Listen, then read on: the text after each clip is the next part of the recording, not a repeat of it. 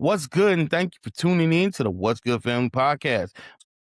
Today on the show, we're going to talk about parenting and things that have been taught but needs to be unlearned, and things that we should have learned that we never learned. So let's think about this. I grew up in your standardized black household. Had a mother, and I had a father, and I had siblings. I have grandparents and everything else like that. And growing up in this household and then with this family and this family dynamic, I would say that my family, for the most part, is a loving family, a caring family, a family that I'm proud to be a part of. But there are some things that I inherited and that was taught to me and it was passed down to me that I had to unlearn. There are some things that didn't benefit me none. Becoming a parent myself, I had to learn not to be the parent that my parents were, but to try to be the parent that I wanted. I wanted when I was a child. I had to learn to allow my kids the opportunity to be themselves, to participate in certain conversations that other people would find taboo, to vocalize and verbalize their opinions and their thoughts, and to be able to communicate to me when they're unhappy, when they're displeased with something I said, something I did. It's not an easy thing of what I'm talking about, but it is something that I had to learn. It's something that had to happen. So that way my kids can develop that level of trust, that level of companionship with me. Being a dad and being a black dad in America, there's so many negative stereotypes on us that, oh, we don't take care of our kids, we're in and out the house, we're this, that, and the third. And a lot of it is not true. A lot of it is just made up BS jargon. They want to run to statistics and be all like, "Oh well, statistically speaking, the black household is a single parent household," therefore implicating and implying that most black households are ran by the mother and the father is not in the picture, not taking into account that sometimes some people just don't get married, and when the census comes out, they are married, they are single. But in all actuality, 2 people still reside in that household, 2 people are raising the kids together, they're just not married. Whether here nor there, that's beyond the point of what I'm talking about. What I'm talking about is the statistics that black fathers are missing from the household. And, some people wanna blame Reaganomics, some people wanna blame the white man and welfare and all that other stuff, but that's not the case.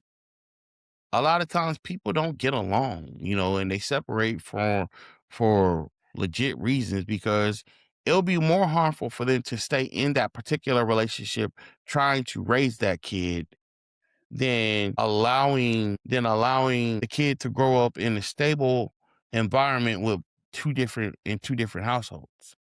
There's nothing wrong with that. I'm a product of that. I'm not saying I advocate for it because I'm married. My kids have only known me and my wife being in the same household. But what I'm saying is that sometimes we have to normalize, sometimes we have to prioritize the stability of our children over the comfortability of us. As a black father, we have to get to the point where we are comfortable talking to our children. We are comfortable pouring into our children. We have to be open about our feelings and things that we've been through and things that we've experienced and teach it to our children. Let them know, hey, it's okay to feel. I feel like sometimes we've taught our kids to be robots, to answer and respond like we've taught our kids to be robots instead of real human beings. You know, I feel that we have to pour into our kids, and we're wondering why our kids are getting so lost in the world, so lost in the sauce. It's because what are you pouring into them? What are you giving them? What substance are you providing to them? What is it that you're giving to these kids that's sustaining them?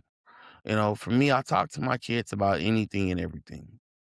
This podcast didn't just start because I put it on the internet. No, I've been doing it. I've been doing this style of talking for a long time, talking to my kids, because at a certain point in time, I stopped spanking.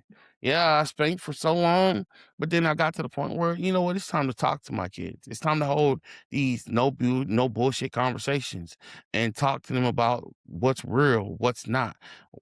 Talk to them about what being a leader is, what being a follower is, reminding them that every great leader was once a great follower. Letting my kids know that at some point in time, they're going to have to stand out and think for themselves. They can't just be sheep following the flock, they have to, sometimes they got to be a goat and go their own path. We have to give these kids substance. And the only way to give them substance is to let them know that their parents wasn't born and then grew up and became an adult. Their parents has a history. Their parents have been through things, have seen things, have done things, have dropped the ball, have made mistakes. Even now as parents, we have to talk about our insecurities, the things that we feel that we're not doing good in. I've asked my kids so many times, they probably sick of it now. How am I doing as a parent? Am I doing a good job? Is this it? Should I do better? Where can I do better? How can I be better? You know, you have to, as a parent, especially as a dad, you're gonna fail. You're gonna fail. And you're gonna feel like what you're doing is not enough. You're gonna feel like what you said, you should have said it better. You could have articulated yourself better. Do you think my kids understood what I meant when I said what I said? You are gonna have so many mixed emotions, it's gonna be unreal. But it's about conveying these emotions to these children and letting them know, hey, look, I'm trying my best. I'm doing the best I can. Talk to your kids about your insecurities. I talk to mine about mine, and they know. And I talk to them so they don't wind up being like me, so they don't walk down the same path as me. But at the end of the day, it's still their path to walk. It's still their own thing to do. And I understand that I have to be supportive and letting them walk down their path. All I can do is hold up the sign and say, "Hey, turn around. You're going in the direction that I've been down in. I'm telling you now, it's a dead end. You need to turn around." One of the hardest things about being a parent for me, but it's the funnest fact, I'm dealing with five different individuals.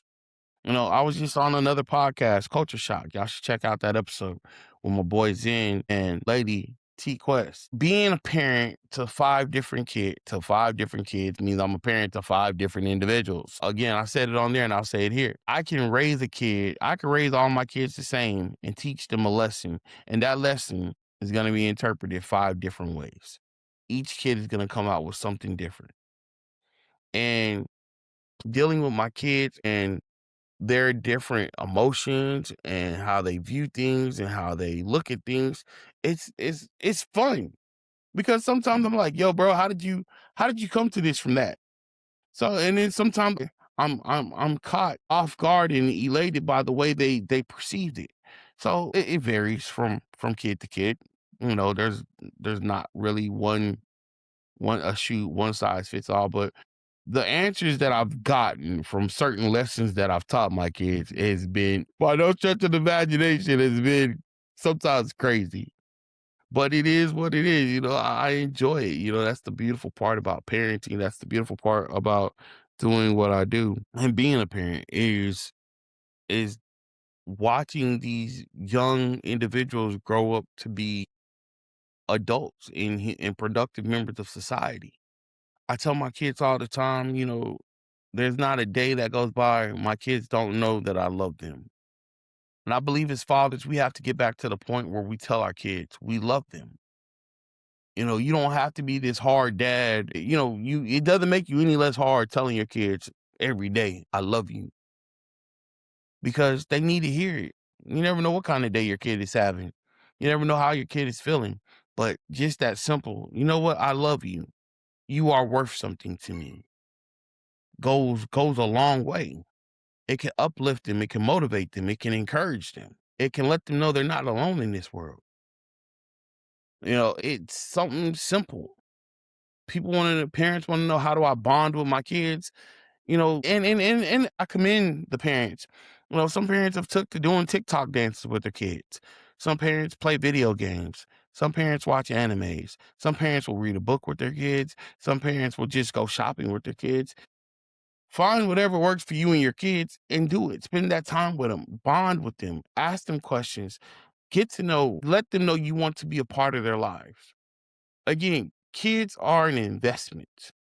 You're going to get out your investment what you put into it. Just like money, so like kids. If you want a good return, you need to pour in good stuff to your kids. You want a bad return? Do the bare minimum and see what you get. Kids look up to their parents on what's going to be normal, what's going to be right, how they're going to view the world, how they're going to look at the world. They're going to formulate it. They're going to get their basis. Now, listen to me. They're going to get their basis off of you.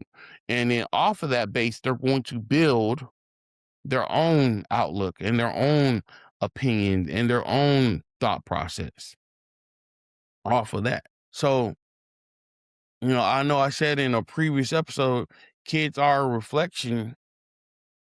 I still kind of believe that, but they're not so. But now I'm not saying that they're a total reflection of everything you poured into them, but what you poured into them has a major foothold in them becoming who they are.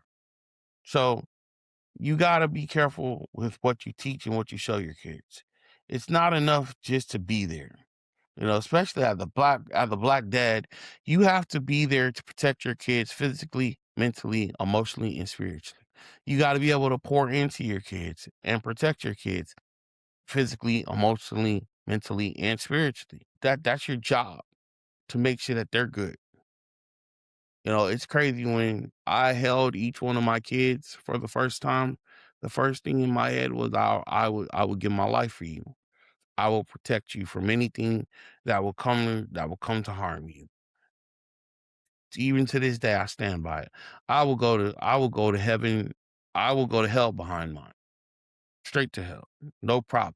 So I'm saying that to say, y'all got to think about what you're doing and how you're showing up with your kids. How are you showing up in their lives? How are you showing up for them to be who they need you to be and what they need you to be? You can't just teach without any action behind it. You can't just use words. There has to be some type of example being set for these kids for them to know which way to go. So y'all think about that this week as you go about your week and as you interact with your kids. Happy Mother's Day. For those that are new to this, go on and hit that like, follow, comment, share, and subscribe button. For those that are true to this, leave me a comment. Let me know what you think about this week's episode, and I'll catch y'all again the next time. Peace.